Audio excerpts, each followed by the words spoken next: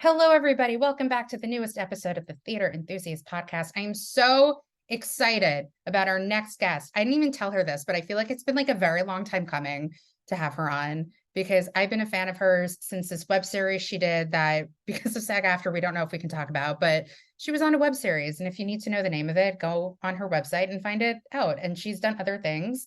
And she's also in the new musical Here We Are, Playing at the Shed, written by the late, great Stephen Sondheim. Please welcome Lindsay Nicole Chambers. Hello, hello. I tell this to everybody when, like, after my, like, whoa, whoa, intro, I used Uh-huh. to I don't even know if I deleted it. I don't use it, but I have an applause app on my phone that I Oh, used I to heard use. this. Yeah, on Yeah, another episode, right. yeah. But nobody could And hear it. nobody can hear it. Like they used to be able to. And then I'm just like, yeah, woo, with my phone. And then people are like, what are you doing? It's like the Zoom background filters are filtering it out or something. I Yeah, wonder. that's a Zoom problem and I don't appreciate it. Okay. Yeah. So anyway, thank you for coming on. I already like conveyed to Having you me. even before the podcast started how I'm such a fan and how we have a history together, even though like Yeah, it you don't know, but it's fine. I We've met. love that. I'm Yeah. sorry that I didn't realize it. It's been over 10 years. It's fine. A Like long time.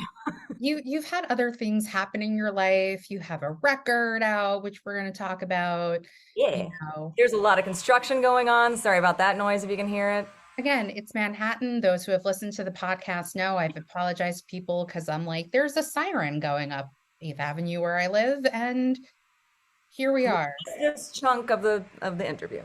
Yeah. Well, watch like no sirens happen now because I've mentioned it. Right. You just hear Let's like hope the because buzz we've got the construction. outside sound covered with the construction going on outside my window. Maybe we can like improvise a song to like the noise that it's making, Great. like harmonize with it at some point. Great. So, anyway, welcome. So, I always start with, where are you from? Oh my gosh, I'm from very sunny and exciting Columbus, Ohio.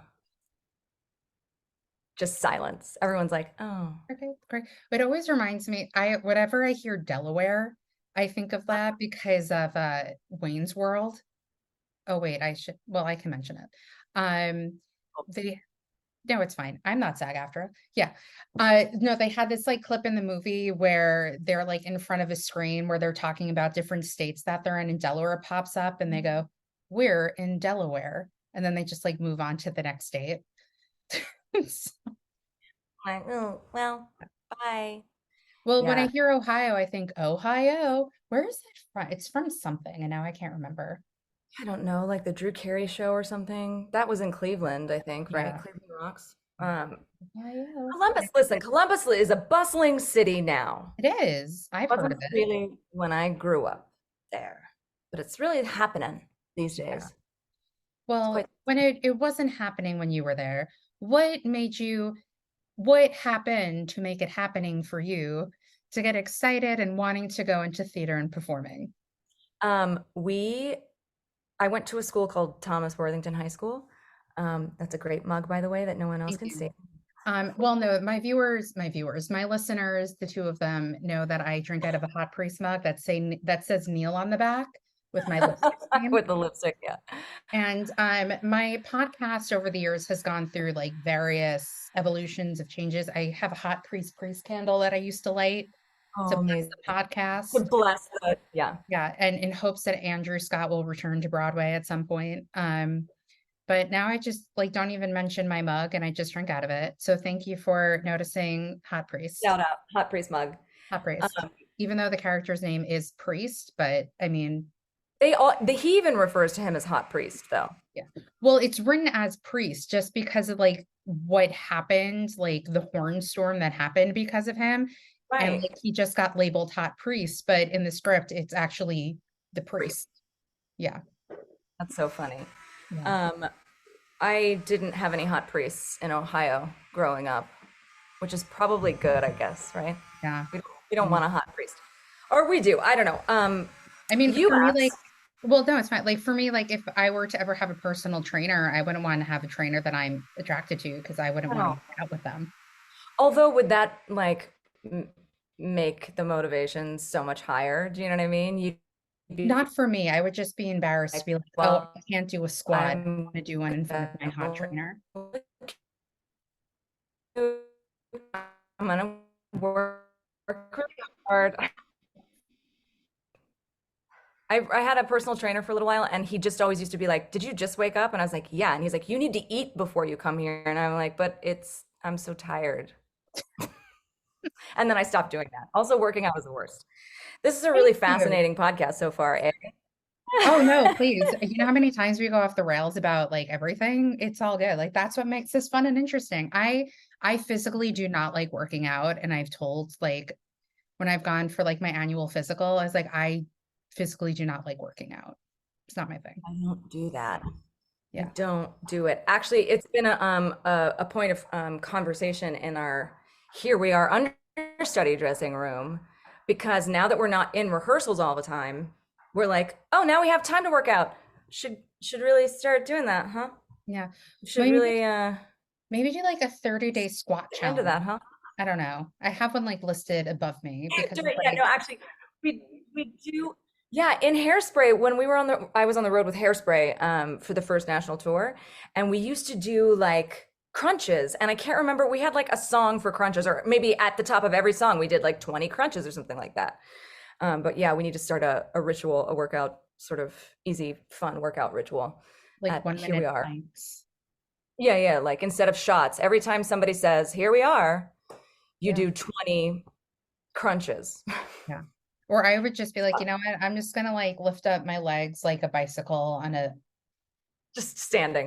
I'm and gonna march in place. I'm just gonna march in place, which there are some workouts online, like if you do like walk away the pounds with Leslie Sampson. Um, What? yeah, on YouTube. Like I only work when I do work out, I work out from home and I do like all YouTube videos. And there's this Yes, same. woman, yeah, who does walk away the pound. She's done it for like 20, 30 years. And there's like four different steps in her program, as I use air quotes. And Uh-huh. it's like Because marching in place and kicking and like walking to the side and knee lifts. And she'll do like certain variations of it. But, the pace of the music picks up or goes down or what have you. And that's how you get like your steps in and like how many miles and you, how they get like cardio spikes. Yeah. yeah. So I've done that. Fascinating. Yeah. The thing that I've been doing lately is Heather Robertson. She's great. And she does I'm like a gonna write this 12, down. do it. She has a Yeah. 12-week program. I have the free YouTube. I don't even pay for no commercials.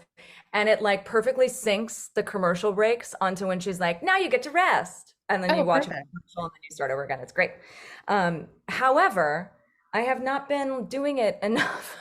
So every time I start again, I'll work out and I'm like, yeah, this is so great. Like once you finally convince yourself to work out, you're like, oh right, this does feel good. And then for the next 3 days, you can't walk. Yeah.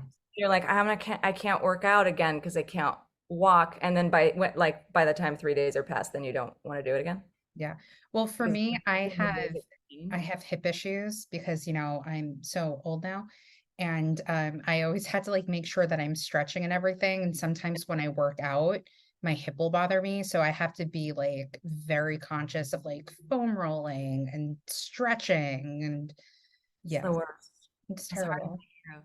That's Yeah. all of my dancer friends are like, you know, hours of stretching, hours of foam rolling a day to Yeah. get warm and then to cool down. Yes. And then freeze sleeves on like their whole legs. Poor guys. Yeah. Poor guys and gals. Yeah. Well, I'm not a dancer. I can't even do a time step. So there we are.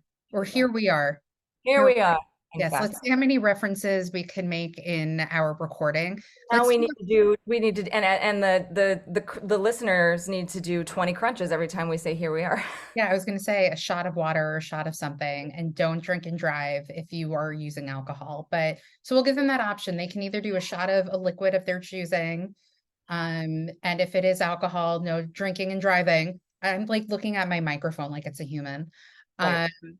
Um, or 20 crunches every time we mention it. Really get your workout in Yeah. this episode Or of Enthusiast. donate $1 to a charity of your choosing every time you mention here we are. Yeah, love it. Here we go. It actually was kind of wild how much you actually say here we are. as a like, well, and here we are. Mhm. And in rehearsals, we were like, we've got to figure out something else. We have to figure out, this can't be the thing that happens all the time. Just us quoting the title of our own show, sort of ironically, or not, just, yeah, I'm in curious to know, daily. once the show is over, you're going to catch yourself and be like, oh, Sondheim knew. Yeah. Just actually, that was not going to be the real name, though. I think he wanted to call it Square One. Interesting. Am I allowed to talk about that? I think we're allowed to talk about this now because we've opened and there have been reviews. So for a while, it was like there will only be one interview about this, and it was in New York Magazine, and it was a great article. Yeah. Now there are many articles about it. Yeah. Well, I mean, I haven't seen the show, so usually when depending on my mood, like if like also it's the same thing, like if I've never seen a show, I don't want to listen to the cast recording before I go in to see it. Right, you don't want to have an idea. Yeah. So So I mean, I kind of read a little bit about of what Here We Are is, and I was like, oh, that's not anything I expected it to be. Great. I know that like David Hyde Pierce is a priest, which is yeah, fantastic. right, Full poker lovely. and everything. Yep. But yeah, I read kind of what the first and second act is, but other than that, I don't really know much of anything else. But let me tell you, that cast is It's like, pretty star-studded, eh? yeah, I mean, I also like love Jeremy Shamo, so I'm excited to see him on stage again because in my merch days, again, I worked a lot of performances of Clybourne Park. So Oh, that kind of, really? yeah, so that's kind of where like my love affair of like, my God, I almost said John Stamos. Of John Stamos. Of John Little Stamos started, where he was on the stage pretending to be Jeremy Shamos right in Clybourne Park. in Clybourne Park. And yeah, he's hilarious. He's Yeah. hysterical. And a Yeah. sweet guy. It's fun. It was, I think when you're doing a rehearsal process, Mhm. you get there, you start out and everybody's like so obsessed with the project, right? And then you have rehearsals and you're kind of like mired down in the like figuring it out and line memorization and like doing things over and over and over again to get it right, that you kind of like forget how wonderful and magical a thing is. Yeah. And then they started performing and we like the understudies were watching again with a crowd, and it Mhm. was so like it brought it all back, and it was so exciting to like feel the energy of it, like the first preview and then like an opening night, and then we actually had two kind of opening nights. So it was really, I mean, it's been really great to like hear people and feel the energy of people seeing it for the first time. Yeah. And especially because it's his last musical too, which is like Last musical. It's yeah, so crazy. yeah. And he's had like, he passed and then like Into the Woods happened and then well, Company happened while he passed. And then Right. now you have Sweeney Todd and now we have Here We Are. And it's just And merrily, like oh we yeah, need Marilee. really I just need to saw that have the other like, day. Yeah. oh, can't wait to see it. I think I'm I gonna be sorry, go able ahead. to. Once we close, I think it's still Yeah. running for a minute. Yeah, it's running until March. I did one of those things where it's like, oh, tickets just went on sale like day of. I did like the sign up, get your ticket. I also did that with Cabaret. Don't get me started on those ticket pricings. But I know the Hudson Theater. I've seen a bunch of shows there. So I'm like, I'm gonna sit in the balcony because balcony, their seats are not bad there. And that's where I sat, and the seats were totally fine. Yeah. And Oh, I did you? enjoyed it. It's supposed to be the greatest, you know, production of of that show ever. I can't I will wait. say, like, I I even like in my last recording that I did with Jen Gambitis, because she has an album, Rodgers and Hammerstein and stuff. Like I grew up with Rodgers and Hammerstein as opposed to Sondheim stuff. So I'm a Mhm. late bloomer still into the world of Sondheim musical theater. So Yeah. I went and again, goes back to the like not wanting to go into a show knowing like every aspect of it. Like I knew about it, I read about it, but I wanted to like go in open mind, perspective and all that.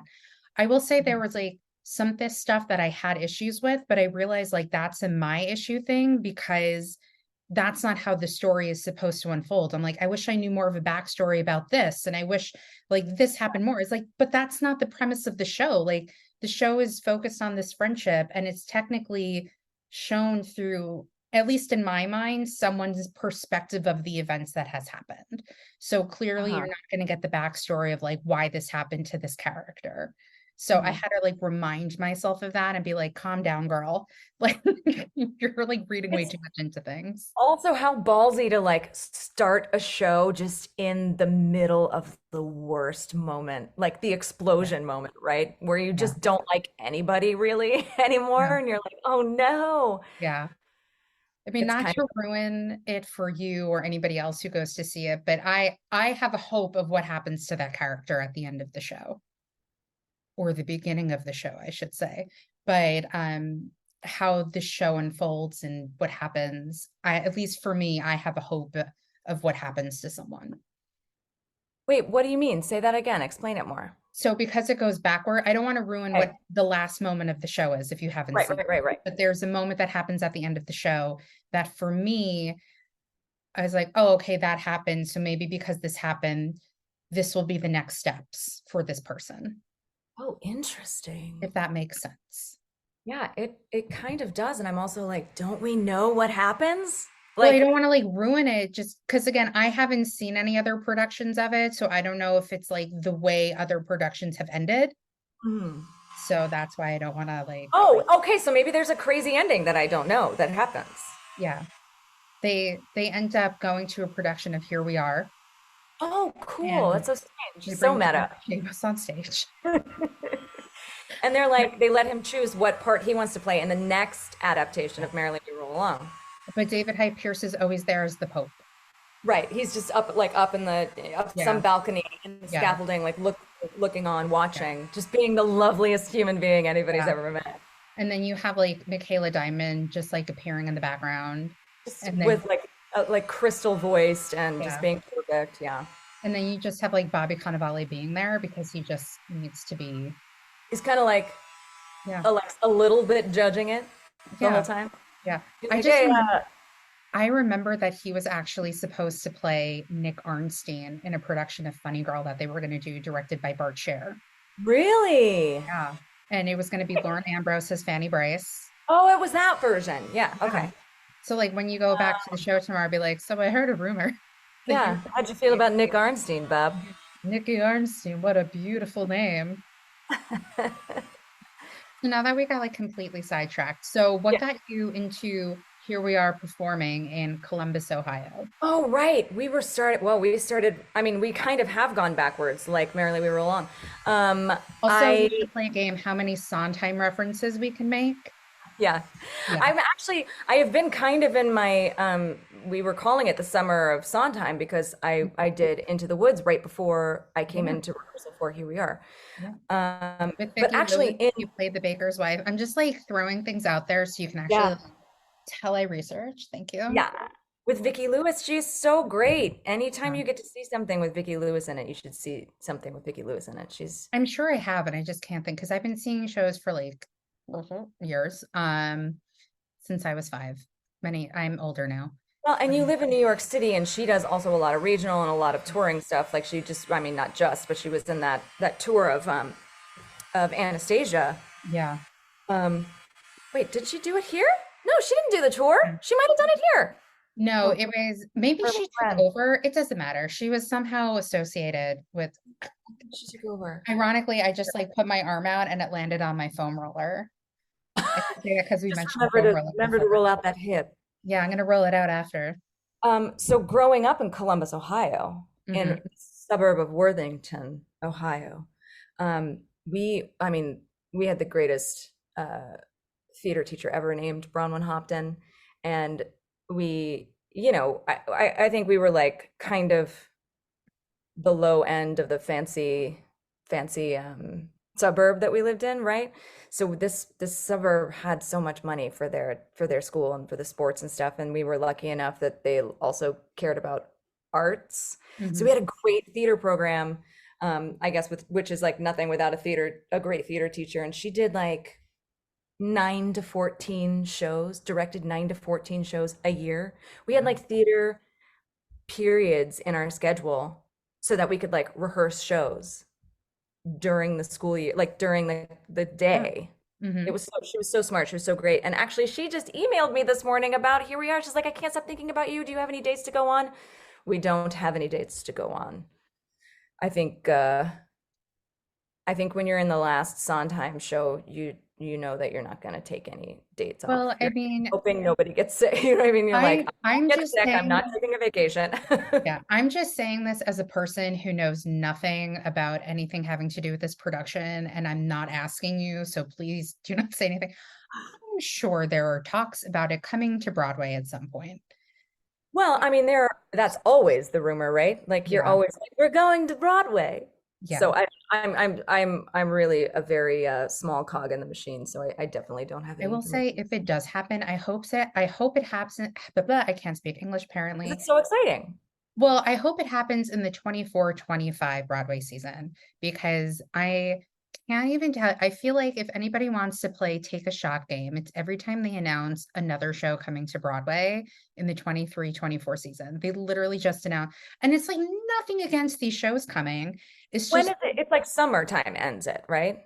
I think so. I think like after a particular like date, but they just announced another show starting in the spring and it's a new musical, but it's been around like regionally and stuff. And Musical? it's yeah, it's that musical with Eden Espinosa, Lempicky or something, Oh, yeah, yeah, yeah, yeah, yeah. which I'm really excited about, but I'm like, it's another show that they just announced coming to Broadway. Like I texted my friends this morning. I'm like, it's gonna be like the Tony Hunger Games this season. You know what? We love that. We love a Tony Hunger Games, though. Let's not like ever have like, there's only one revival. There's only Yeah. one, you know what I mean? Like it's Yeah. fun when it's packed. I don't know. I think it's a little too packed, but that's Oh, just like, well, I also don't know. I don't, yeah. I'm not up on the, Okay. I'm That's only just in a show. I'm not up on the biz, honey. Well, I could be wrong. Like, that's just my own personal. I'm like, they can't wait another season. There's so much already. And it's like Yeah. nothing against these shows. It's just like, for me, I want all these shows to have a chance. And it's like, if you have like 10 new shows, only five of them can be nominated, or like six can be nominated for like best new musical. And it's like, what about like this person and that person's great and that show's fantastic. And like, But you then have don't you think that fosters like good theater as opposed to just like kind of medium runs of stuff? Do you know what I mean? Like yeah, if you have to compete, then you really want your thing to be like yeah. able to compete. Yeah. But you know, the thing about it too is if you're like you're looking at it from like the commercial aspect, and this is also talking about somebody who like used to sell theater tickets to tourists. Right. Um, like if they're like, oh well, that wasn't nominated for a Tony, but that doesn't mean it's not good. You know what I Yeah. mean? So Yeah. I don't know. I just like for me, it's like I'm happy things are coming, but I just feel like it's so much this season. Yeah. It's also all so expensive. I don't know how we make that change, but Well, like yikes. I said earlier, don't get me started on the cabaret pricing I because mean, the pricing for our show is pretty crazy too. I my friend purchased the tickets, but like we were at like the 140, 150 side tickets, which isn't bad. But I think it's like when people don't buy like the tickets right away and then the show becomes popular and then it's so like Dynamic pricing happens yeah, and like I saw The Great Gatsby at Paper Mill yesterday and my friends and I sat in the mezzanine, like the last couple of rows for like 50 something dollars. right. And from what I've been hearing is like tickets for that show are crazy expensive now. It's because sometimes people just wait and the tickets they only have available are the really expensive ones. Like Uh, a friend of mine still has yet to see Sweeney Todd and she's complaining about the pricing. I know I haven't seen it yet either. So silly. They want to go real bad. You know, there's the lottery. I There's entered, lots a lot of it. Do they have a Sunday night show? That's the other thing. Like yeah, when you're in a show and you're making money, you can't go see other shows. And when you're yeah, not in a show, you're not making money and everything's so expensive. yeah, yeah. I don't know. I haven't worked merch in years, so I couldn't tell you. So just like I'm a lowly theater fan who has a podcast. Oh, we love a theater fan with a podcast though. Thank you. And We that's why need we're here. And that's theater why fans. yeah, we're chatting with you about your life and career in the theater. So you have this great We drama. had a great drama teacher. I know. I am actually just reminded of my husband being like, having a conversation with you is very hard because I have like five conversations, like streams going at the same time. Oh no, I'm There's the probably same way. a medical condition for that. ADD. It's like, oh yeah, this squirrel. Anyway, this happened. My friends are used to it with me. So I think that's why you and I are just like, oh yeah, and this, and then that's happening. And then this part of the conversation. And then, so Right. yeah. And where's the dangling thread that we left before? Yeah. Yes, it's Mrs. Houghton. She's the greatest theater teacher ever. I actually want her to win, and she's retired now, so I don't think she can anymore. But I always thought that she should be one of those Tony Mhm. Award teachers, she was really, really the greatest. And that program was the greatest. We got to do everything, we got to help make costumes, we got to paint the sets, we got to help run the lights, and it was basically like a college Yeah. education in high school. But man, we just couldn't stop. We couldn't get enough of the like PBS great performances of Sunday in the Park with George and Mhm. Into the Woods. So that was like, you know, weekly watching, probably monthly watching, something like that.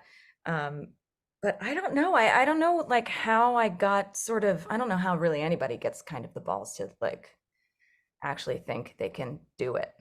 You know what I mean? Because it's a crazy, you get here and you're like, oh, there's a lot of people. There's a lot of people in this field. There's a lot of people who want to do this. There's a lot of really talented actors and not a lot of jobs, Um, but I've gotten lucky, and I've Yeah. worked really hard. Yeah. You've been working for years and years and years and years. So I don't want people to think it's just like, oh, I showed up and like, well, I Yeah. mean, listen, sometimes people are lucky and that happens to them, like in college, right out of college, where it's like shot out of the cannon. Um, I can't remember. After high school, did you go to college for theater I or? did. I went to Otterbein. Otterbein, that is now a university, also in Ohio, in Westerville, Ohio. Like I just didn't even go that far from home, and they had kind of a conservatory program without being a conservatory program, and I really loved it. I think I was not ready to come to New York too at 18 years old. I needed to grow up a little bit and also learn how to, um be an adult. Like I needed to grow up, but just kind of learn how to really piece together a show and a character and, Yeah. have a longer experience doing one Mhm. show. In high school, it's like a couple weekends and then you're done. Yeah. Um, so I So loved it. I loved when going to I was in school. college, I studied acting communications. Long story, but Doing it. I'm sorry. You're doing it. Yeah. Communications with Yes. actors. Yes. Yes. Exactly. So you were saying like when you were in high school, you learned how to do costumes and set and all that stuff. So when I went to college, I was very green going into college when it had to do with theater because people who have listened to the podcast know that I did not have a great theater teacher. I Oh, called her the spawn of Satan. oh But no. on a happy note, I found out a year ago yesterday that she no longer teaches high school drama. So whenever I'm feeling blue, I just remember that and it makes me feel better. It's And I not know ruining that's children's terrible. lives. Well, I think I told the story on the last podcast about like how terrible of a teacher this person I had was when like the example that I always give was I was really struggling my senior year of high school trying to tell my parents I wanted to go into theater. And Uh-huh. the creators of Brooklyn the Musical came to the high school.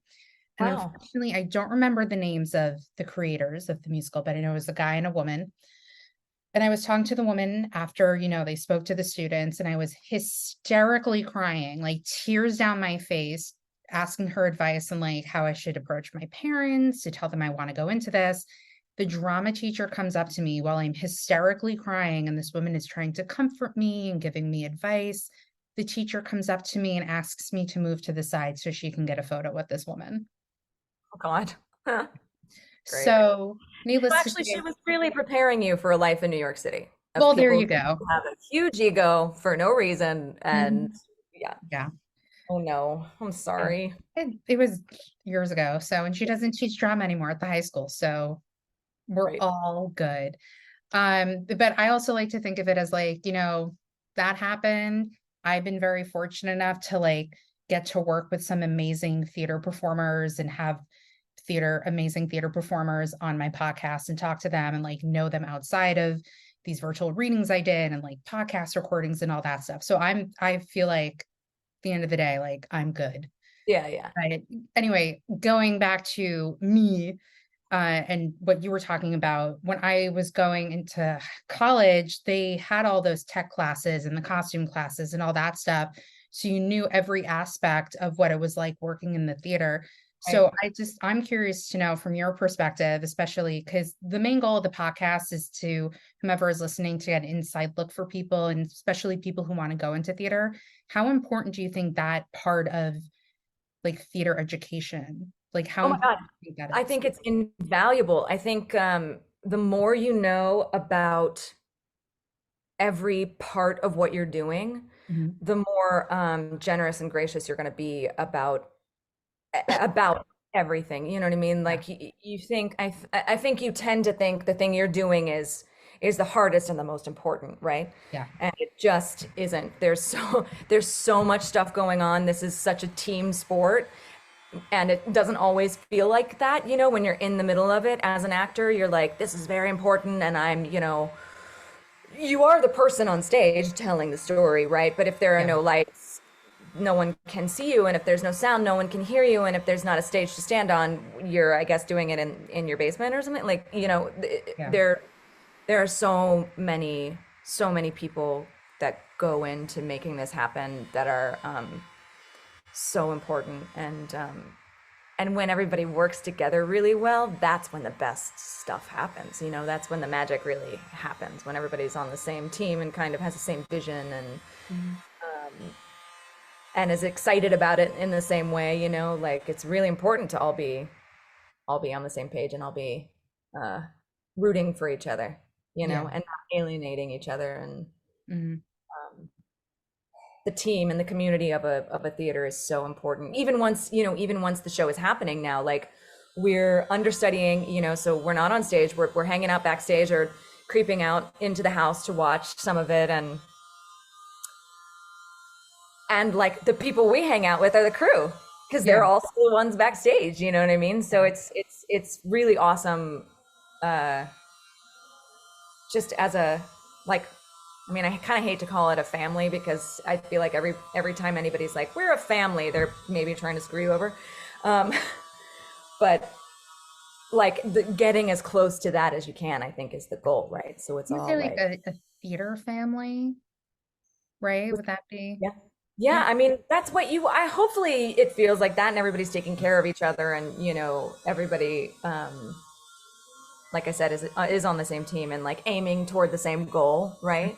Yeah. I just feel like sometimes when corporations are like, we're a family, you're like, cool, so you're not going to pay me overtime when you want me to, you know what I mean? Like I always feel like that's such a red flag when the business people are like, it's a family. I'm Um, gonna say no comment on that one. I'm like, You I probably shouldn't be saying that either, but yeah. You don't have to name the show, but have you had experiences where it doesn't feel like a quote unquote, as I use air quote, theater family or family? yeah, I have had those experiences, and it's always a bummer. It's always such a bummer, you know, because I feel like the one thing I will say about like doing Broadway or doing a, you know, Here We Are is not a Broadway show, but it's got a lot of Broadway money behind it, you know what I mean? And you realize that doing a big fancy show is like doing a high school show. It just has more money and more, you know, more people who are like super experienced in doing what they're doing. But like everybody is that excited about it. You know, it feels like, oh my God, like we're putting on a play. So when somebody doesn't have that vibe, Hmm. it's disappointing, and it can like permeate more than you think. It, you know, it can harsh the vibe of a show really quickly. You know what I mean? Yeah. But luckily we're having a good old time over it. Here we are. Yeah. Shot. Ooh. Yes. So once you 20 graduate, crunches. Go. yes. Ow. Okay. I attempted to do one, it hurt. So after you graduated college, what was your next? Did you guys do a showcase? Like what happened? Yeah, we got lucky enough. We were the first year actually of Oh, wow. Otterbine's theater company is what I almost said. Otterbine's theater program that did a full-fledged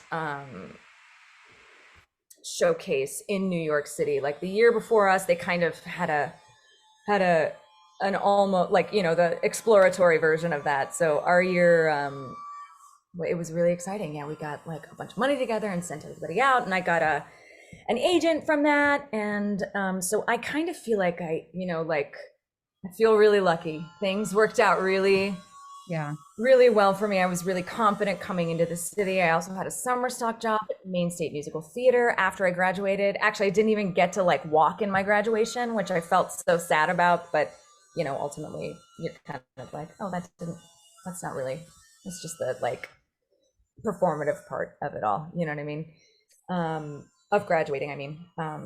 And so yeah, I got to like make some money, do some like real professional theater before I moved to the city, and then just for a year like worked 3 jobs, waited tables and hostessed and temped in so many offices, and kind of did little things here and there, but booked the national tour of Hairspray a year after I was at in the city. So I feel like I had a pretty charmed entree into the world of equity theater. Yeah. So how was it doing the tour of Hairspray, and how long did you do that before they brought you to the Broadway? Broadway. I did it for a year, and I was swing. Hmm. I actually I remember like getting a call to do the non-ec tour of Kiss Me Kate as Lois Lane, and I was so, is that her name, Lois Lane, or is this Lois? I think it's Lois Lane. I think it's both, even though that's like, yeah. Bob Klein cast me, who also had like years before went to like graduated from Otterbein. Also, Bob Klein was when I was in college, he was like the musical, we had like business of acting classes. So he was Yes. the musical theater's business of acting, did their showcase. Yeah. Do you went to school here? We see Yeah, I like went in. to Pace University Oh, before it nice. was like its own The performing base arts that it is school. now. Yeah, yeah, yeah. Yeah. So you kind of were like in the building blocks of that. Yeah. Sort of I how I think mean, I think we were also like the first graduating class to have like a showcase not at the school downtown. Like we like our second day of showcases or something. We're like in a black box theater like in right. Midtown. Yeah, Um, yeah. but my senior year, I always tell people I don't like talking about it because I get very heated and angry because of a lot of stuff that went down. Um, but the acting class that I was a part of was like there was like it was like the Sharks and the Jets. Like it was like two separate, like Oh, we weren't gang dancing or anything, but it was like it was divided in such a way that like the acting, like the business of acting professor ended up quitting like in the middle of like the second semester, my and then we God. had to bring like this new person in, and then like my old roommate and two other like students were in charge of our showcase. Like it was a whole mess. Yeah.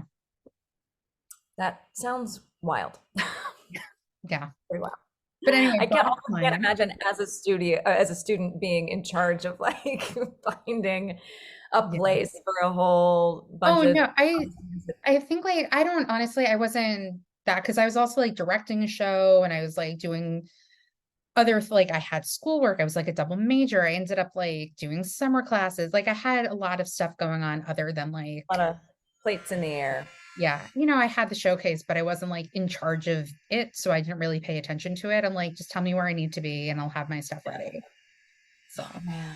yeah.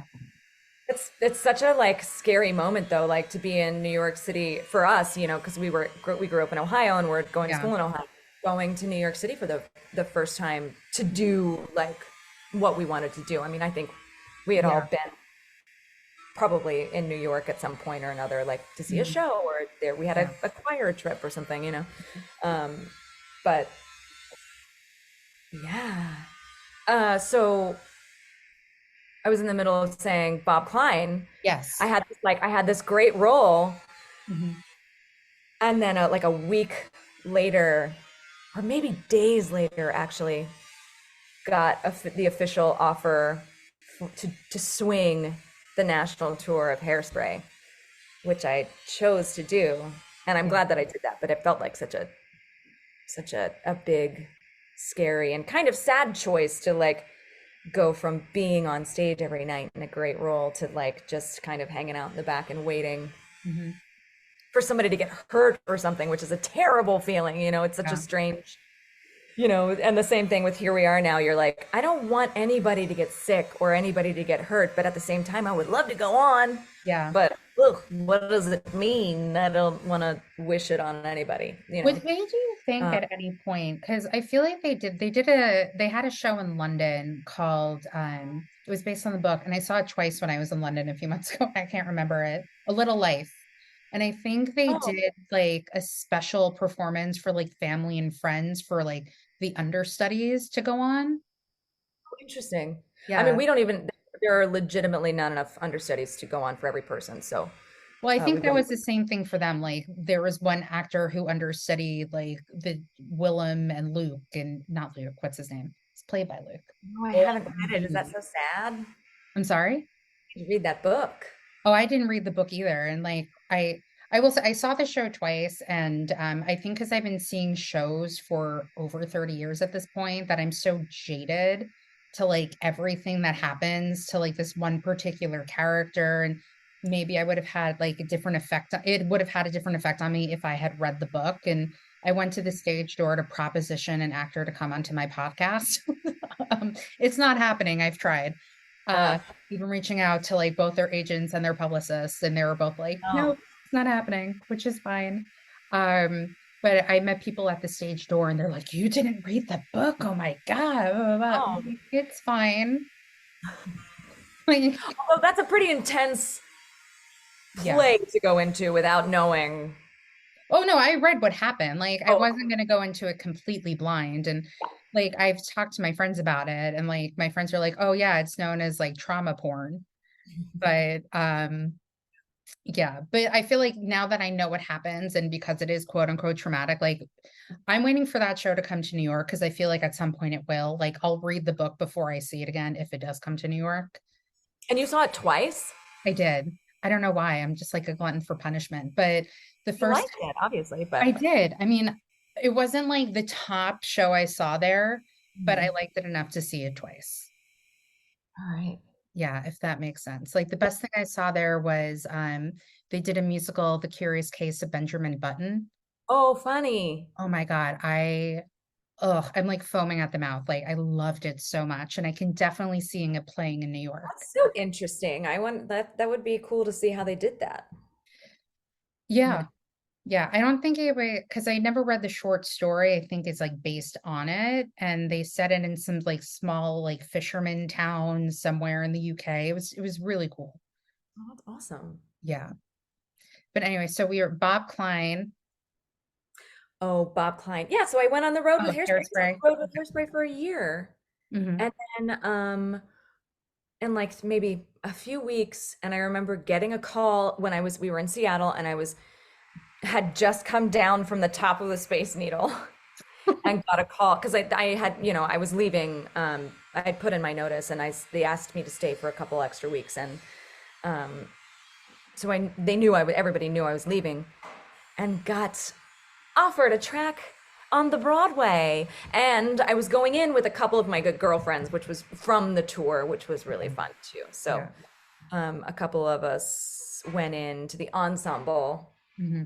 and then one of our other girlfriends went in to play Amber a couple weeks later. So it was fun to have, I wasn't in there all by myself, Yeah. in a new group of people all by myself. It was really fun. So getting to the swing aspect of it, was that your first time ever swinging any roles? And if so, Yes. okay, so being like first, I don't want to say that's not your first professional job at college, but like first national tour of this huge show.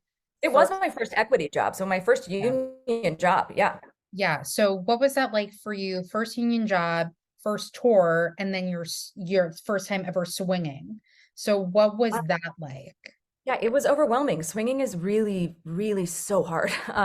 Some people are really, really made for it, like have like a dancer brain and can like have numbers and steps on either side, like just in there, like tucked in their Rolodex. Do you know what I mean? Yeah.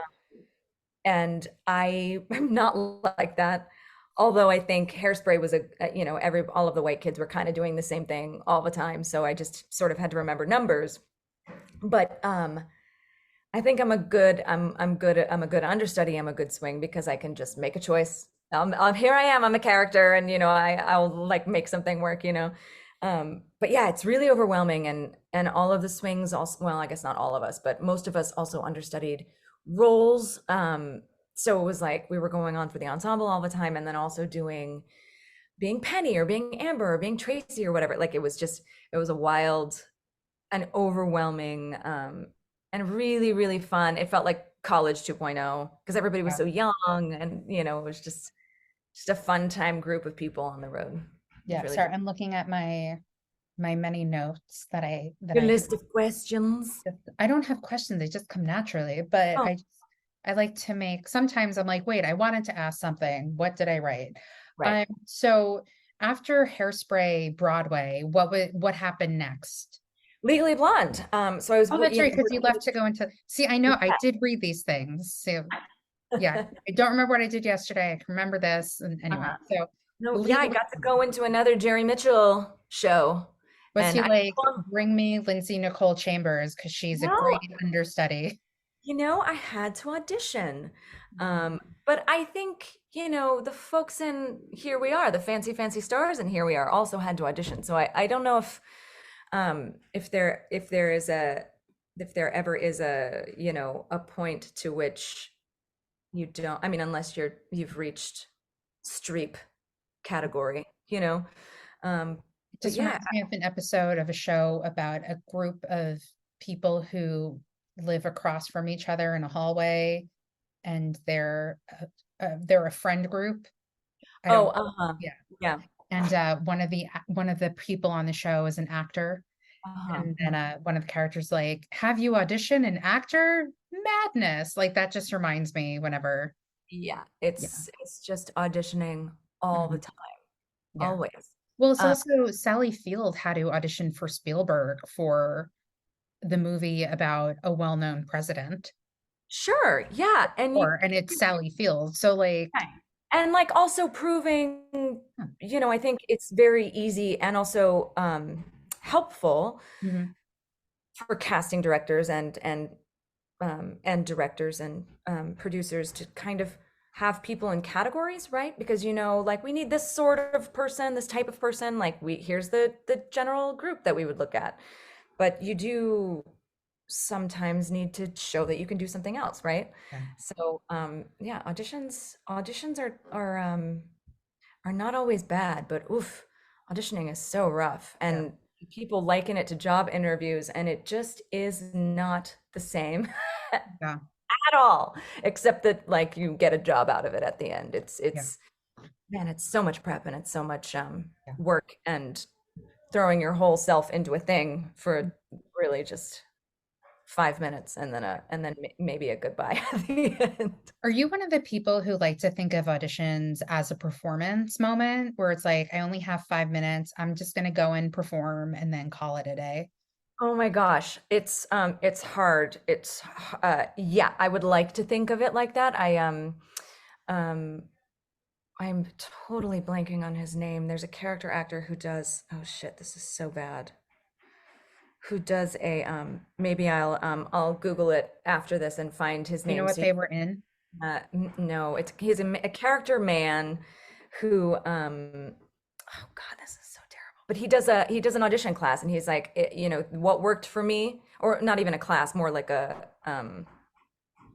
hey, let's talk about auditions for an hour, you Mm, know. And he says, try to treat it like you get to perform this part yeah. for this 10 minutes, 5 minutes, whatever it is. You get to be that part for the day. Um, and I think that's super helpful, but it's so different from what we do. You know, normally you're in a wig and it's a makeup and somebody chose what you have to wear and you've crafted this thing with a director and a choreographer, you know, like there's so many pieces that are left out of an audition, um, that it just feels there's no lights on you, you know, you're not in a black, there's no set, like, um, it just has always felt so different to me. And Mhm. I don't know how you can get any closer to what we, what the end product is. You can't really, but yeah, I think as long as you can, like, the idea is to sell your take of Yeah. the, of that character to them and hope that they choose your version. And knowing that there are like 40 other versions happening after you, you know? Have you ever gone to an audition where you're like, well, that was terrible. I'm never going to get this part, or they're not going to look at me or call me back. And then you ended up either getting a call back or getting the part? Um, I'm sure, actually, but I kind of like stopped your question in my brain halfway through because I, it makes me so nervous to audition. It makes me so nervous that like like it physically affects me. Like I have trouble breathing. I have trouble like being in my body. Um, my nerves just like physically take me over. So I, at some point, discovered a medication called a beta blocker. Just to throw that out there to any hopeful actors who are just being like completely taken over by their nerves. It literally, I think, saved my career because I was just so like at the same time in my body, like so stuck, like trapped in my body and also not in my body at all during an audition that I couldn't do what I practiced, couldn't sing the songs that I know so well. Yeah. And it really, it's like a blood pressure medication. So it's not something that's like Xanax where it's like an addictive, Yeah. medication. I'm sure there are some people that can't take it because of blood pressure reasons, but it just really, it turned my career around. Yeah. Um, but I do have like my audition for Here We Are, 20 crunches or a shot of water, was like, I think it felt like literally everybody in the New York area was submitting videos for these understudy roles. And I'm sure for the regular roles too. Although I think they had some in-person stuff for those, but I submitted a video and I felt so good about it. Like it was, sometimes self-tapes take what seemed like 1,000 years to like actually get the right words out and to get the song done and to get the slate. Like it just seems like it takes forever and forever and you can't get it out of your mouth. But I just was like really a one take wonder on this one because I felt so good about it. Like I felt like I knew these characters so well and I knew the style so well and it felt so good. Submitted this tape and just heard nothing for months and months. And I would every once in a while email, "Hey, agents, manager, like how's it going?" And they'd be like, "You're still in you're in the mix. They keep saying they really like you. You're in the mix." And I was out of town doing Into the Woods, my first Stephen Sondheim, actually. Is that a lie? I think it was my first Stephen Sondheim that I've ever done professionally as the baker's wife. Like, what a dream role at the Rev, which if you ever get a chance to work at the Rev, you should go. It's a really great place to work. And got a call from my agents, "Hey, give us a call back," voicemail. And I was like, "Oh no." Oh no, are they dropping me after this or something? Like, no reason to think that, but I always think the worst. Mhm. And but they didn't want to tell me on a voicemail that I got this freaking great job. So I called back and everybody got on the phone together and were, giving me the good news. But that was a wild experience because Yeah. you never just book something from your first self-tape. Mhm. That was like that has never happened to me before. Like usually there's a callback and then another callback and then an in-person and so that was a really a surprising end to that audition that I thought went so well and clearly Yeah. did, Yeah. but the way it kind of rolled out was so crazy. Yeah. Well, we're definitely going to get more into Here We Are, as in like pointing to the microphone, like shot or crunch or whatever Yeah. you're doing. Bum, bum. So let's talk about Give It Up turned into.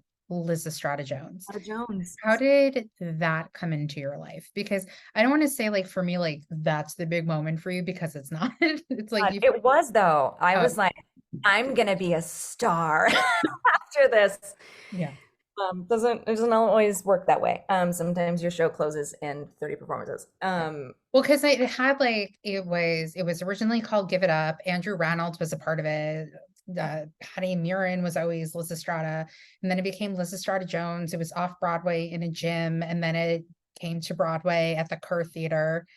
And there here I was about to say the title of the show that you're in now, but I stopped myself. Because you're right, we do say it a lot in our lives, and there we are. There we were. There we were. Yeah, I knew the choreographer for this show for Give It Up, and he was an alum of my college, Dan Connectus, who is now the artistic director at Tuts, and I just can't wait to work with him again at some point. He was like, there's a role for you in this, you got to come in and audition. And I danced and I did like a workshop and I auditioned in an official audition capacity, and got this part of Robin, just like a angry little bitter, sardonic, smart, wonderful character who ends up falling in love with like the beefcake lead basketball star at the school, who was Andrew Reynolds, who I had done Hairspray with in New York. Oh, that's right. There's a photo of it on your website too. Is there? Of me and oh, right, of like the thing that was outside, like one of the you're in like a blonde like beehive with bangs. I was Tammy, and he was, and I was like, actually, oh yeah, I forgot he played Link. So yeah, and he was in the ensemble with us first too. Oh, so yeah. we like really got to hang out pretty hard for sometimes, for some years actually during Hairspray. But yeah, so it was really fun. We did it at Dallas Theater Center, and it was such a great show. It was so exciting that we were moving it to New York.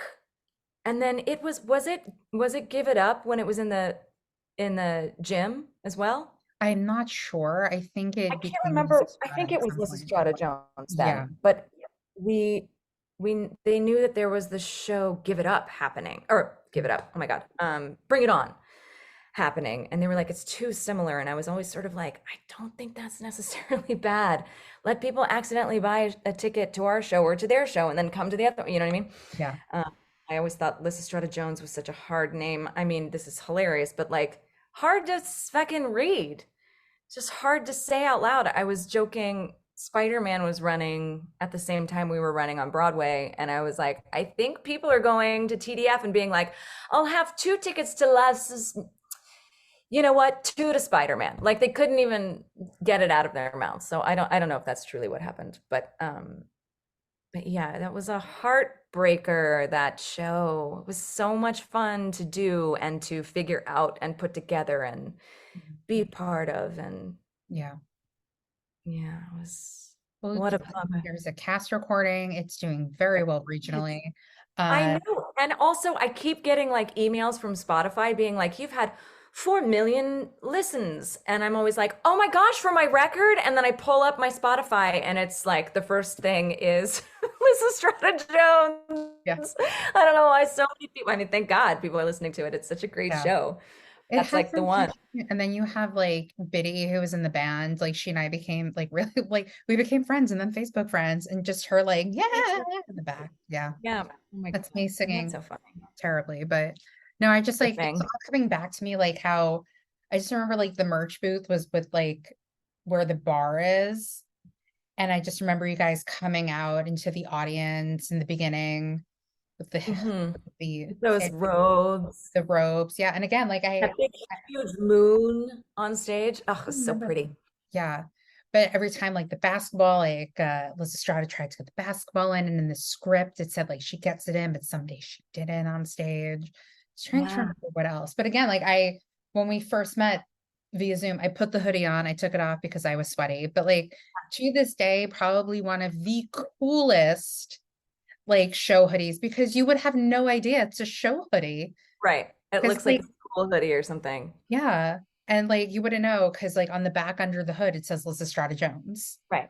We also had a great commercial. I don't know if you remember the commercial. It was like Patty Murin and her like hot little body, like spinning around in slow-mo kind of, and like saying something cute at the end and like throwing a basket or something like that. It was just like the greatest. I loved that I'm commercial. sure it's on YouTube somewhere. I do remember singing the like the 11 Eat o'clock it up. number.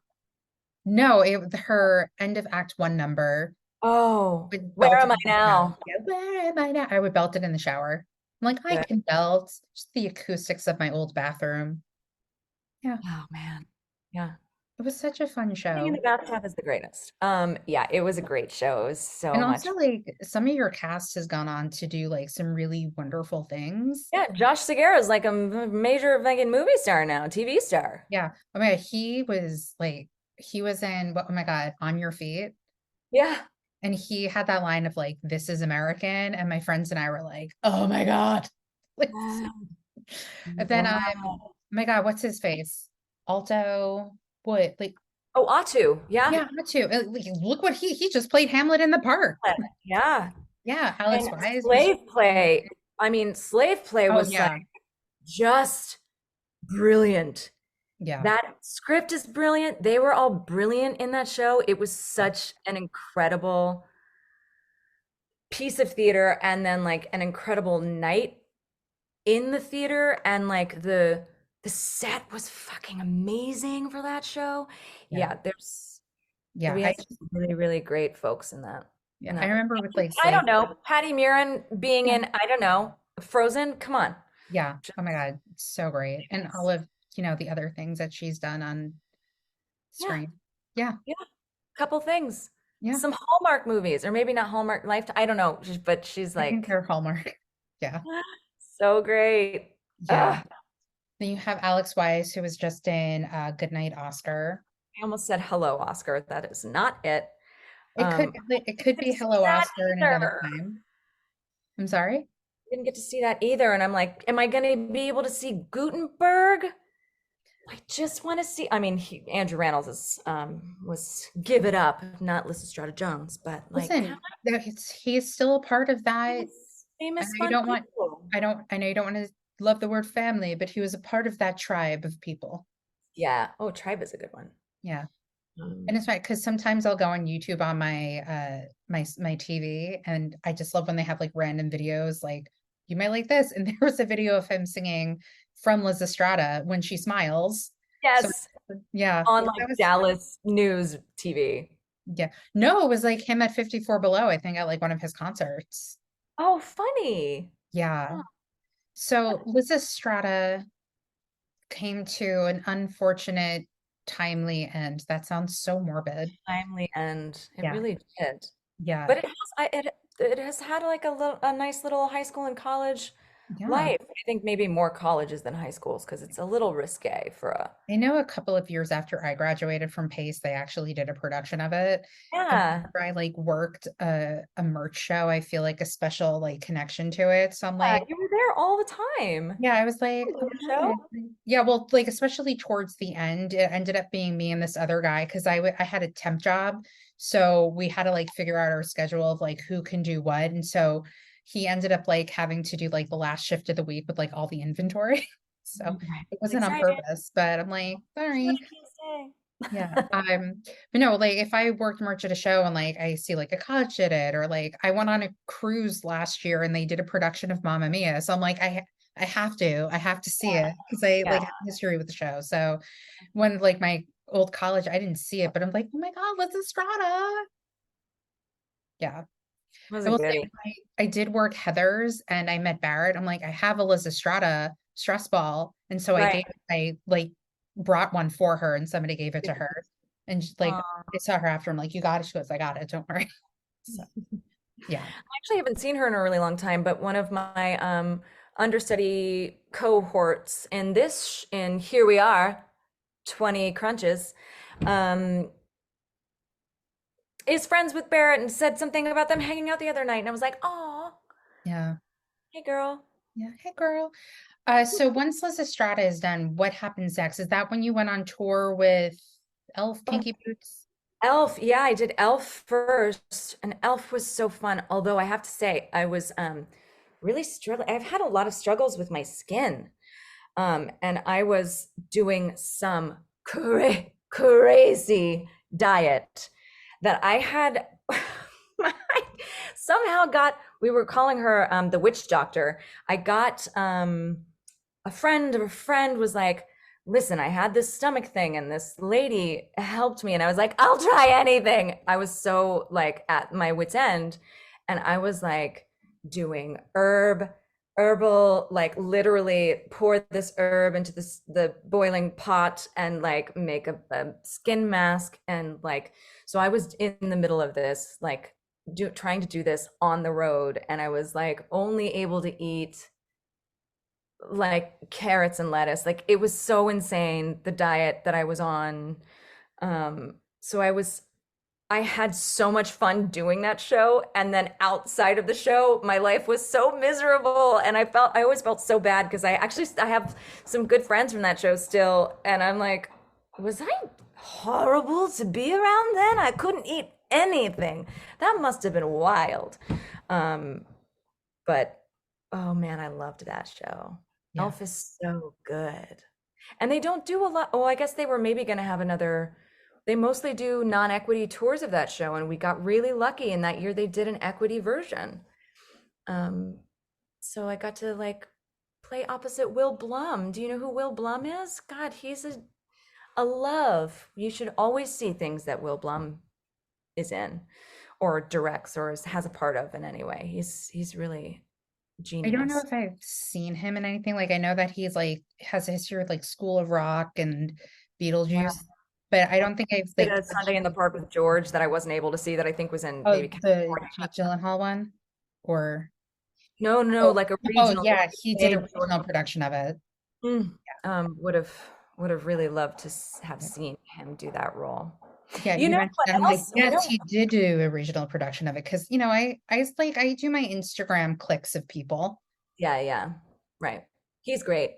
Yeah. And that made me think of random regional things that I have done. Oh no, we have them. You've done. Loch Ness. And what I want to talk about is Loch Ness, the I musical. literally have Griswold's Broadway Vacation, and then after it, Loch Ness the musical, and you've done Loch Ness, the I Love musical, Your mostly Carbonate Plane. because Yeah. I mostly have to mention Marshall Paylett as a writer and a director. Marshall Paylett, if you ever hear of anything that he is producing or writing or directing, you must go see it. Like right now, he has a show at Goodspeed, only I think for like 2 more weeks, but I think they're having another production somewhere else later. But I'm not even going to say where I think it is because I might be wrong. Um, but it's called Private Jones. It's a musical about a deaf sniper in World War I, think. Just a he's like such a creative person, such an awesome guy, such a great fucking writer, and he composes and writes lyrics as well.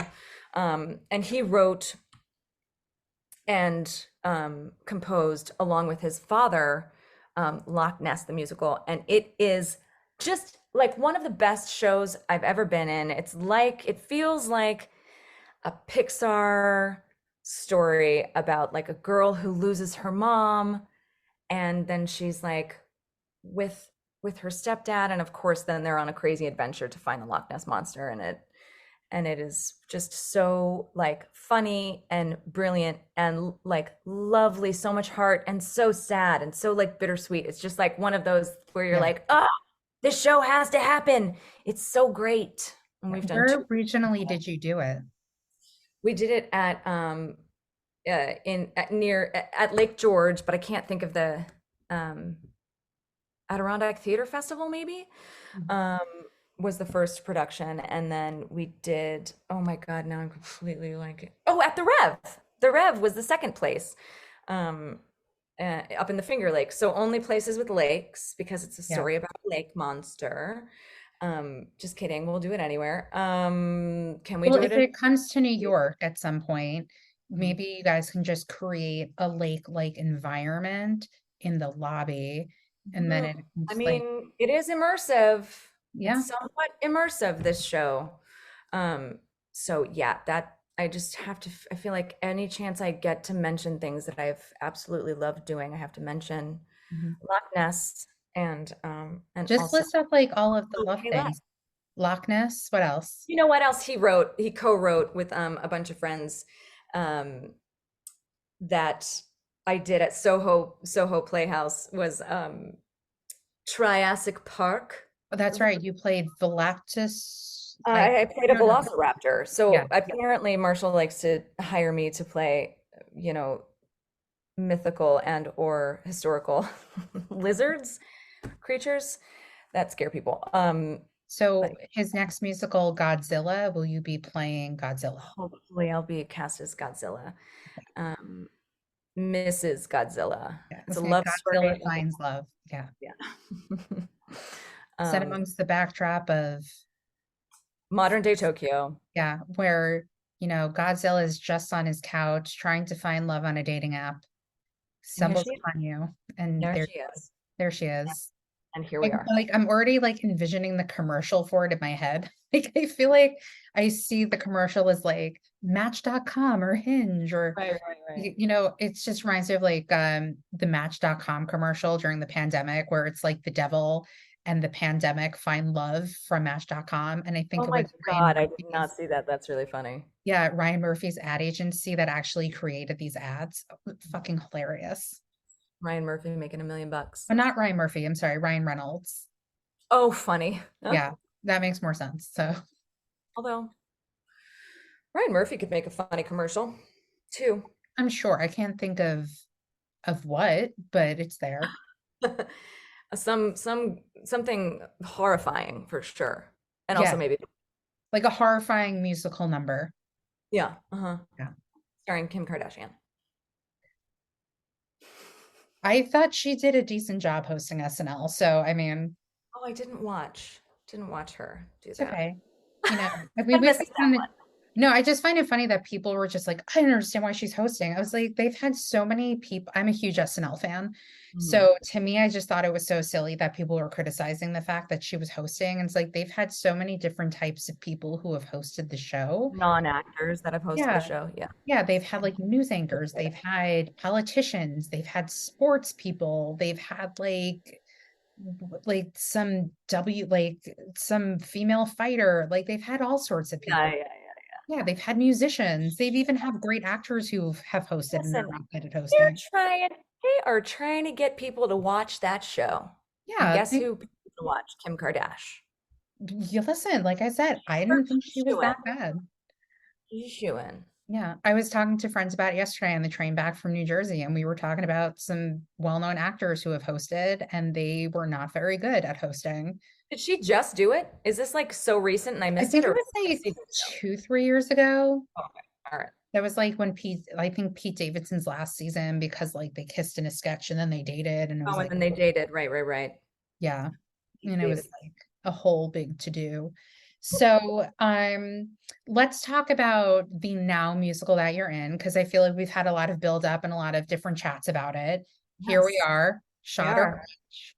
So, how did it come to you? I know you said that you sent in a tape and you Mhm. waited for a very long time. Were you to your agents like, I need to audition for this?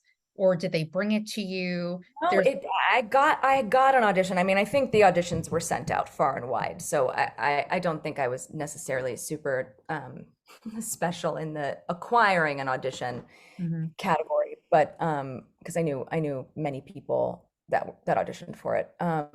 But They it was kind of exciting because it was all like NDA, like we weren't allowed to talk about it. Mhm. Um, and it was super secretive thing. We couldn't tell people that we got it until the press release went out. And then when I talked to people that were involved in the show, um, I was like, well, who is playing all these parts? And they're like, you'll know when the press release comes out. Like we weren't allowed, knowing that I was cast as an understudy, I didn't know who I was understudying. I knew which characters, but I didn't know Yeah. who was playing those characters. It was really very top secret until the last minute. Yeah. Did you know that was it just for an understudy role that you were auditioning for? Okay. Yeah, yeah, it was auditioning to understudy. And there's no ensemble in the show, so it wasn't like, um it was always to be off stage. Yeah. Although the understudies are in the show a little bit. Yeah. And Not too big I away. can't tell you how, but Yes.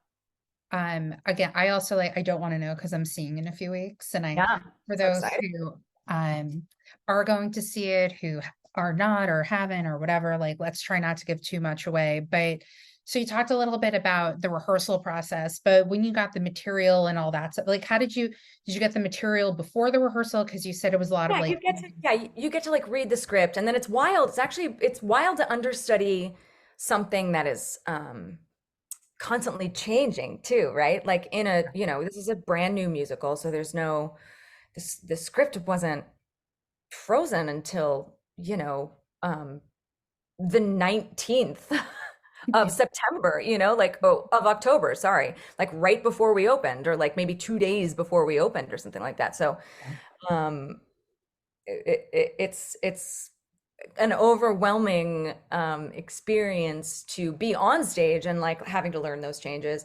Mhm. So we kind of, at least for me, I was kind of like, I know what's going on. I have most of these lines kind of memorized, and then and you're like scratching out whole chunks or re-adding more the whole chunk that you took out a couple days ago. So it's funny to watch the evolution but not be taking part in it yet. Do you know what I mean? Like we're Yeah. just watching it from the sidelines and not experiencing it has been interesting. And we finally started, we opened last week, so we started this week understudy rehearsal. So that's been really fun. We've gotten to, Yeah. stand on the stage, and instead of like finding some empty room in the shed Mhm. building on the 8th floor or whatever, that we can like listen to a recording of the show and like walk through steps. You know what I mean? Yeah. So we've gotten to be on stage, which is really, really fun and really satisfying. Well, thank you for also talking about like how the show wasn't really like completed until like the 19th, because I've been asked before again with my like I used to concierge.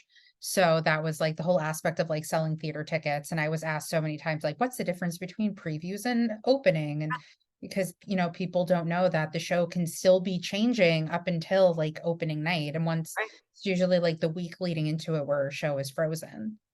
Yeah.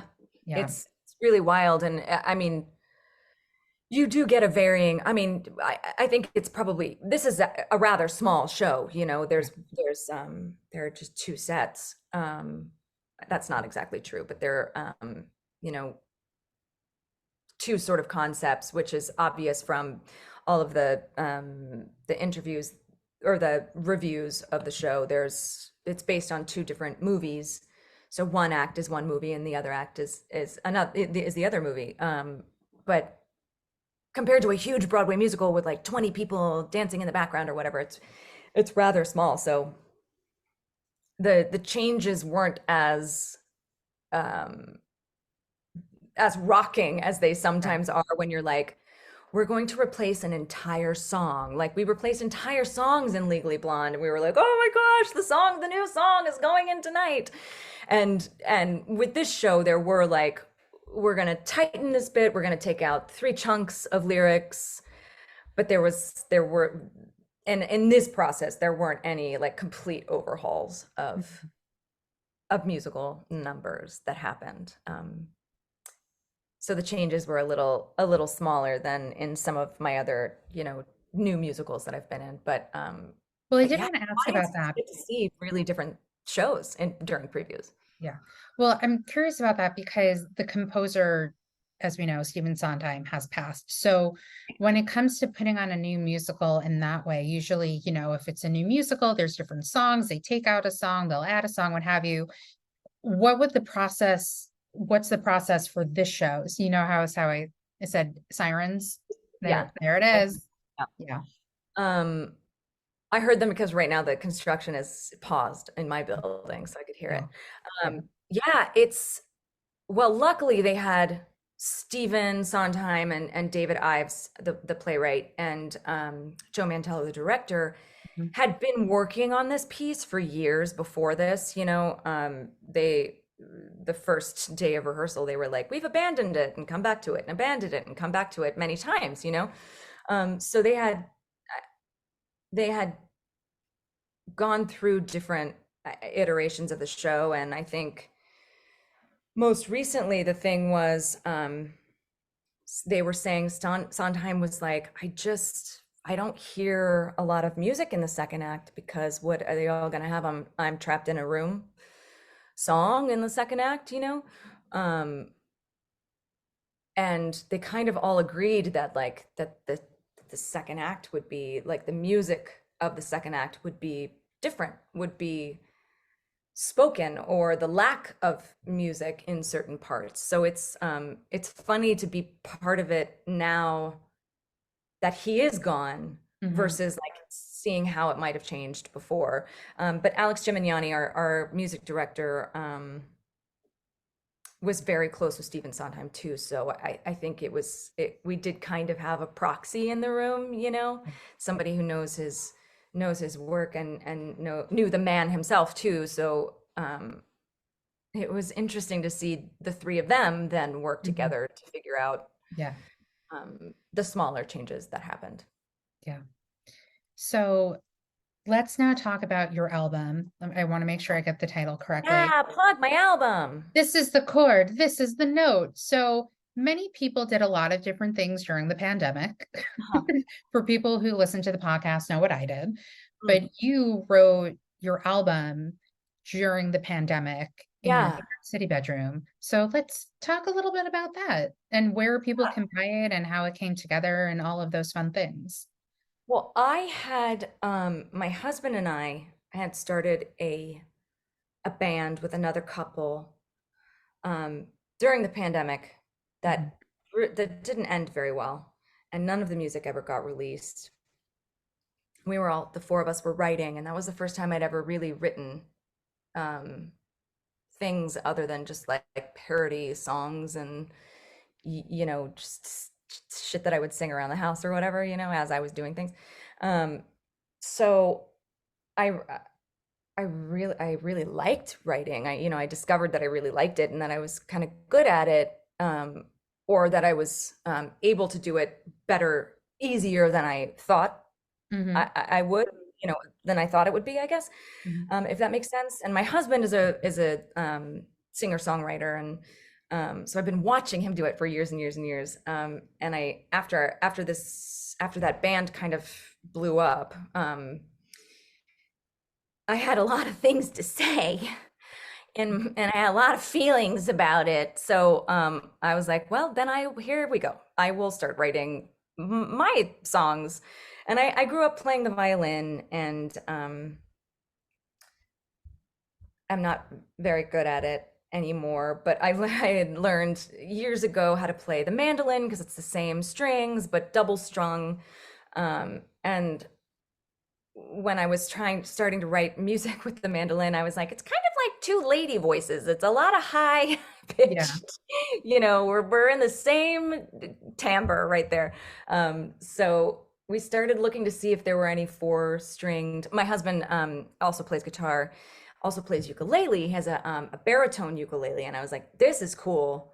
This is like a deeper sound. And then we discovered that there's an instrument called a tenor guitar, which is a guitar with four strings. So we tuned it to it's called Chicago tuning. That's how he plays his ukuleles. It's the top four strings of a guitar.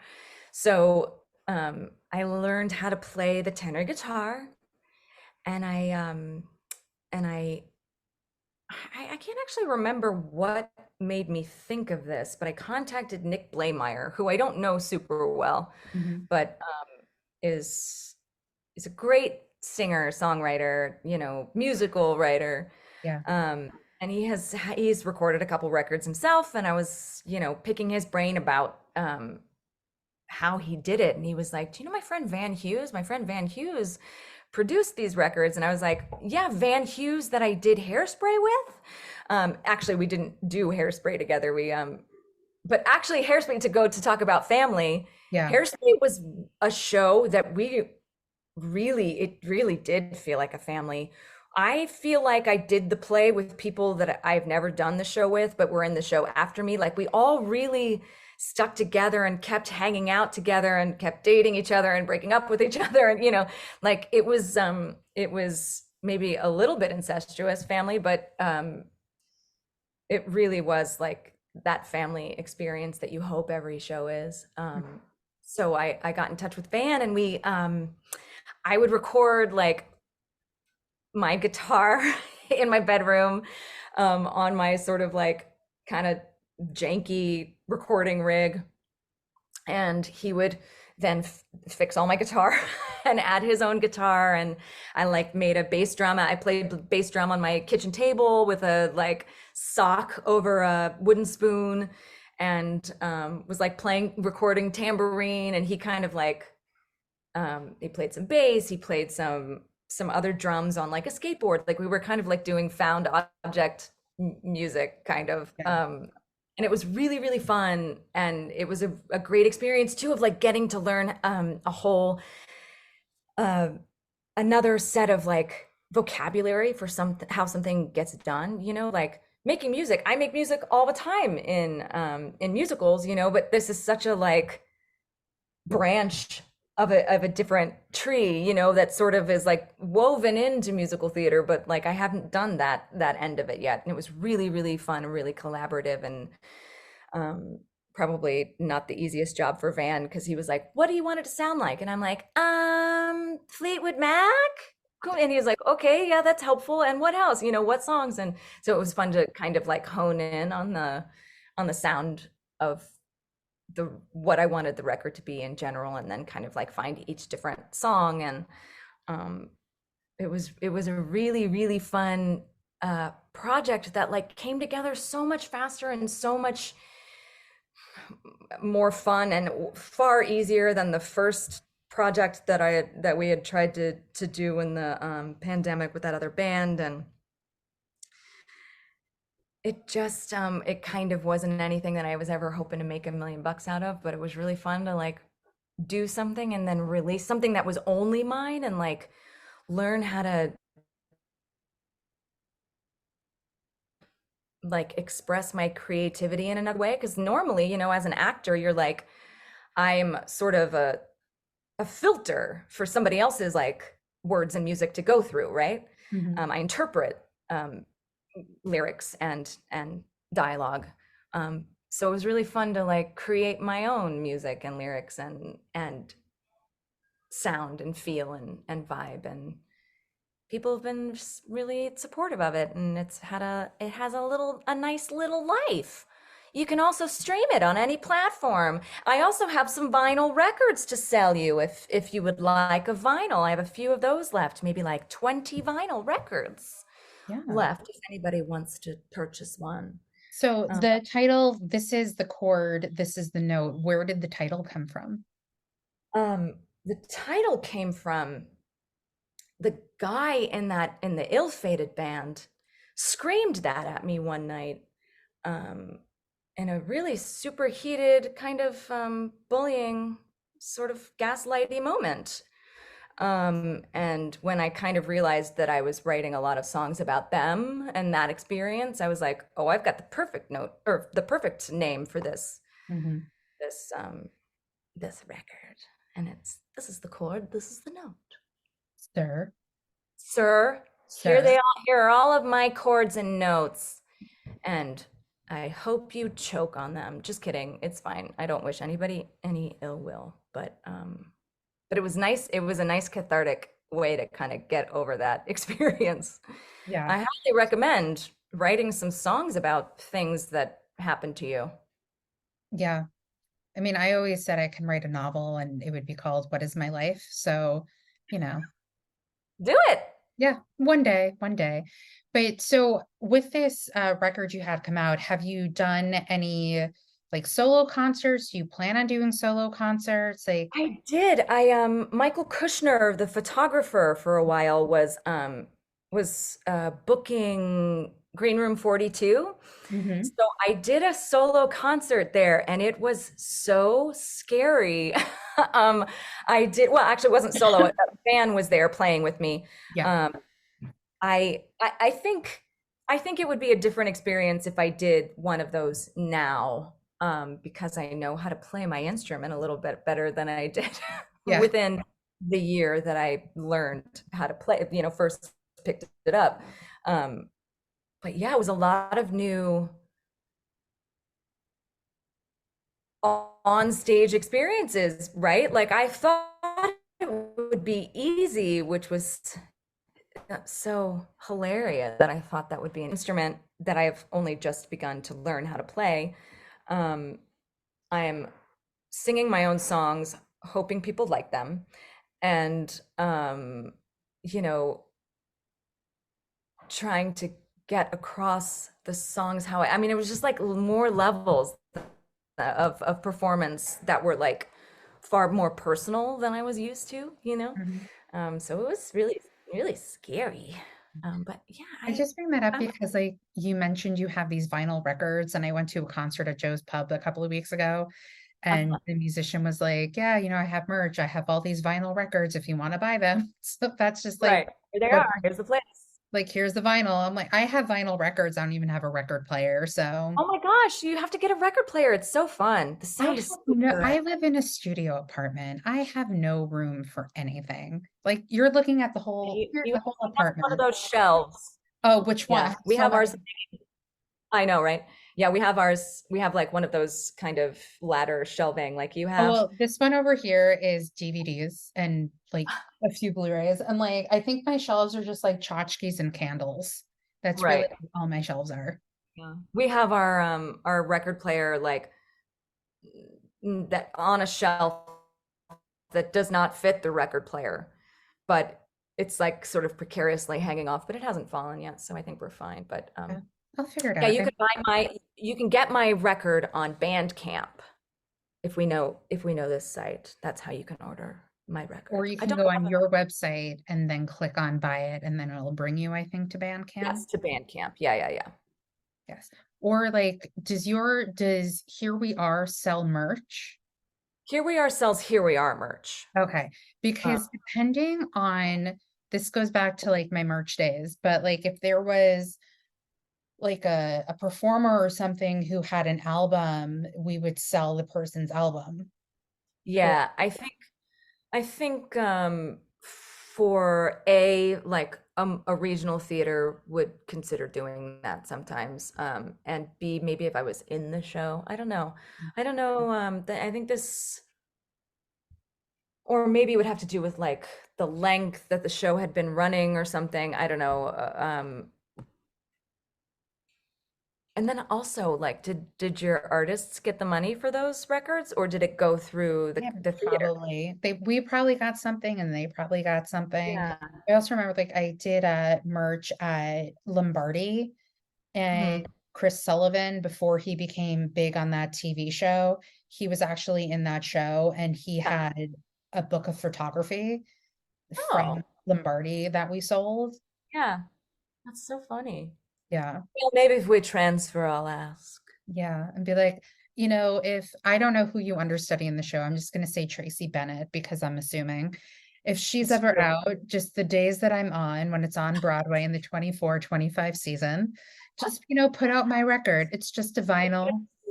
Yeah, it's just a vinyl. I have 25 copies left or whatever I Yeah, have left. it's fine. It used to be 99, now it's 25. People like Oh, me. it was 100. I pressed 100.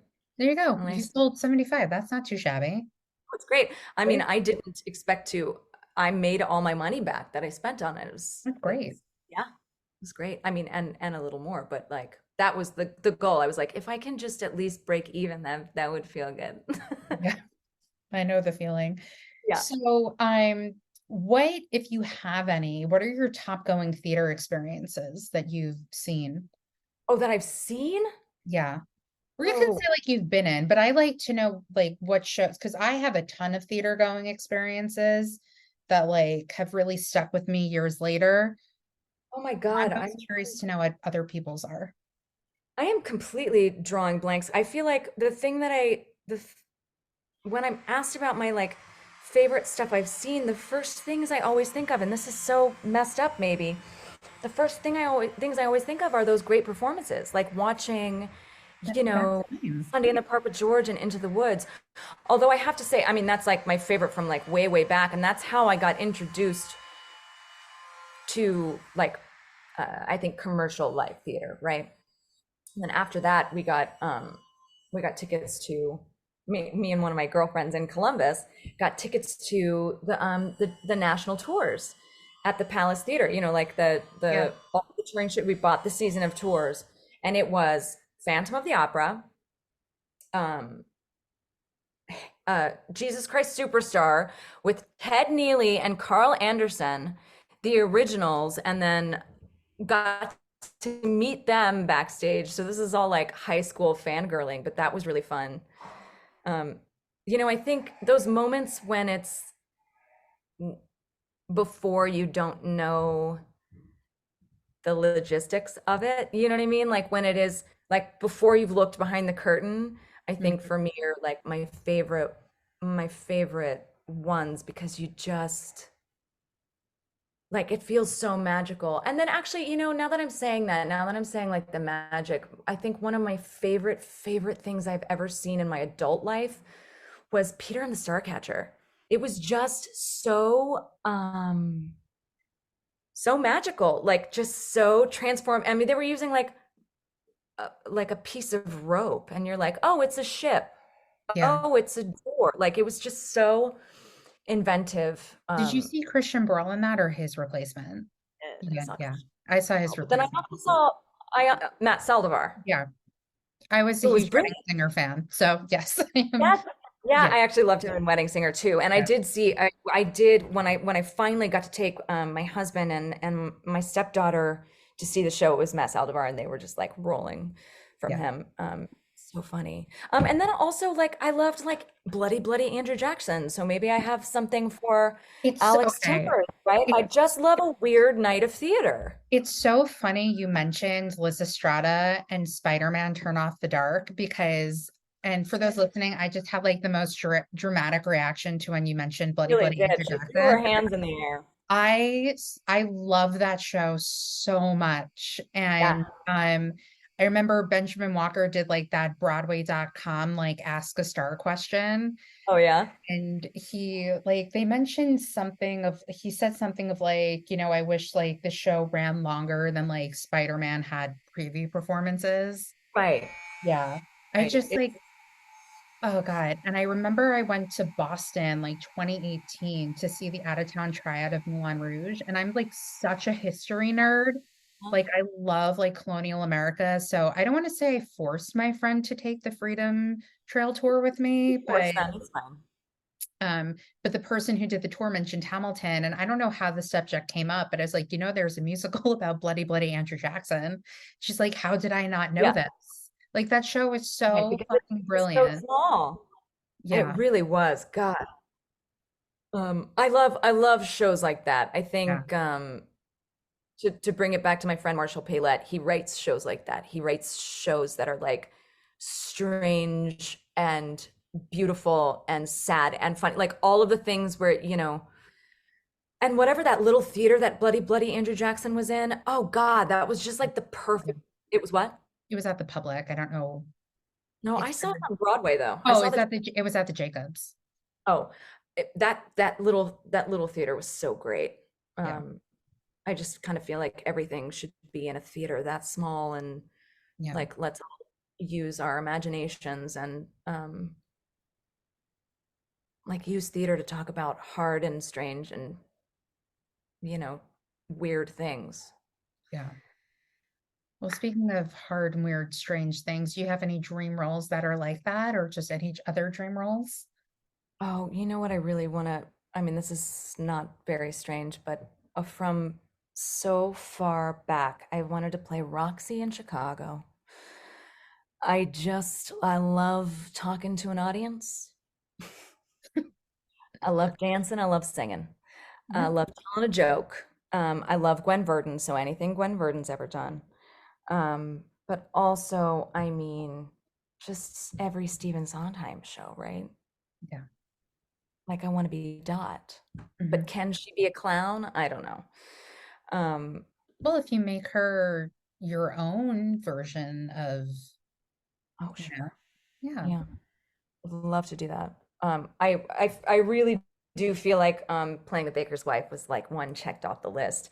And the Rev was such a great place to work too, because you get like 3.5 weeks, I think, ish of performances instead of a normal summer stock thing, which is like, either one weekend or like just a couple Yeah. of weeks so fast.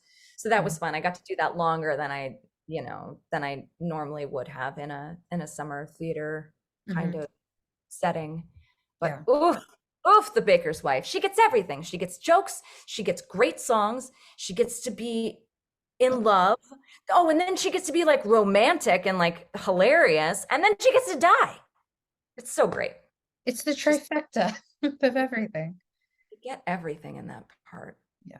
How long for, because you said you had like 3.5 weeks of doing Bakers or Into the Woods, and normally in a summer show you don't get that long amount of time. How long would the rehearsal process be for something like that? Oh, it was crazy. It was 10 days. Oh, goodness. And our director on the second day got very sick Ooh, for 4 days. He goodness. left the second half of the first day, and then the second day was like, "Dear cast, I won't be back until almost you're in tech." So he had a friend, luckily a friend, it was up in the Finger Lakes. So I think he was at Ithaca, had just directed it that year at Ithaca. So he came in and like was taking, Brett was our director, Brett Smock, taking Brett's notes and trying to like to like describe, interpret his notes and tell us what to do. And Brett came back, and then we had just like, then it was like cram time, right? Yeah. Just really short. It was fun. It's fun to do shows like that. It's fun to be under the gun like Yeah. that. Although I thought, oh, I have this memorized. I know the show so well. I've been singing it since high school or whatever. Just don't sleep on a Stephen Sondheim show, kids. There Yeah. are so many lyrics that you think are the same, and they're not the same. They're all different every time. Yeah. And you're going to be very scared. You got to learn it. You got to learn it real well. Yeah. It's so strange too, because like you like see interviews of people who are like, oh yeah, like I knew Sondheim going in, and then when I went in, they're like, it's not as easy as you would Mm-mm. think. And I can only imagine what that would have been like, especially for you and the cast of Here We Are, Shadow Crunch, um, Uh-huh. especially going into a brand new show that's never been performed before. So I'm sure that's like a whole other level of like And crazy. it's David Ives too, who Yeah. is very specific and very rhythmic and very like absurdist Mhm. and realist and surrealist. Like it's very it's a script. It's a Yeah. script and a score that are really Mhm. a challenge in a Yeah. good way. Yeah. I mean, again, don't not knowing that much about it, still want to be surprised going in. Would you say that this Sondheim David Ives musical is very different from like other Sondheim pieces that people are used to seeing? Yes, because it's based on two movies, and the Mm. movies are surreal. Yeah. Actually, I don't know if it's Buñuel. I don't know if it's surrealism or if it's absurdism. I think it's surrealism. But crazy, it's like people in really wild situations, just being people. Um, but then also somebody said this, one of my friends who had seen the show said afterwards, it's not unlike the form of Into the Woods, wherein the first act, it's very like, here's all these characters, and isn't this fun, and isn't this strange, and look, oh my God, look, there's the problem. And then the second act turns dark real quick, Yeah. you know? So that's very similar to what is happening in this show. And I think a lot of his shows are like that, showing the like excited, flippant side of life and then showing the underbelly, right? So the same and different. Is that a good answer? Perfect. So before we end, if I remember to ask, I do ask, why do you think theater is important? Oh, I think theater can help us exercise feelings that we don't have an outlet for in our daily lives. Like every time they unearth a theater in Greece, like an ancient theater in Greece, they always find a hospital next to it. And the prescription, like if you're feeling sick, the prescription is like, if there's something to take, you can take this, and then you have to go see the comedy that's playing, or you have to go see the tragedy that's playing, because it's something in your spirit is not right, and that's why you're feeling, that's why the sickness was able to come in or something like that. You know what I mean? And I think it's really true. And I think that's maybe the problem with some theater now. Like when we're trying to make money off of theater, we can't really make a statement all the time because it's got to be palatable, you know? So I hope we can get back to theater that is